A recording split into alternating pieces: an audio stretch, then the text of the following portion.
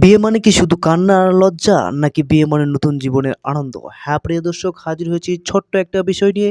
তাই ভিডিওটি স্কিপ না করে সম্পূর্ণ দেখার অনুরোধ রইল।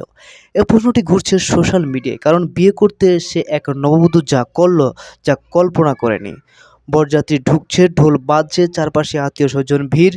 সবাই ভাবছে এখন কোন মাথা নিচু করে বসে থাকবে।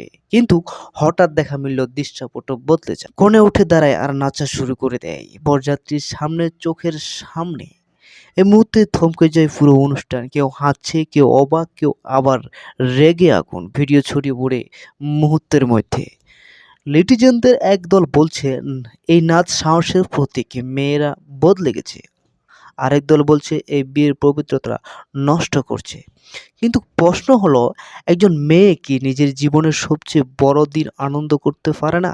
এই নাচের কি ছিল, শুধু বিনোদন, নাকি ছিল বাবার বিদায়ের কষ্ট আর নতুন সংসারের হাটের পথ চলা? বরের চোখে ছিল বিস্ময়, বরযাত্রীর চোখে ছিল আলোচনা, আর কনের নাচ ছিল নিজের আত্মীয় স্বজনদের ঘোষণা।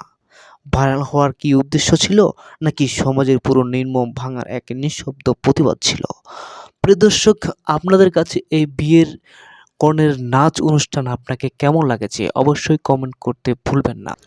একজন মেয়ে কি নিজের জীবনের সবচেয়ে বড় দিন একটু আনন্দ করতে পারবে না?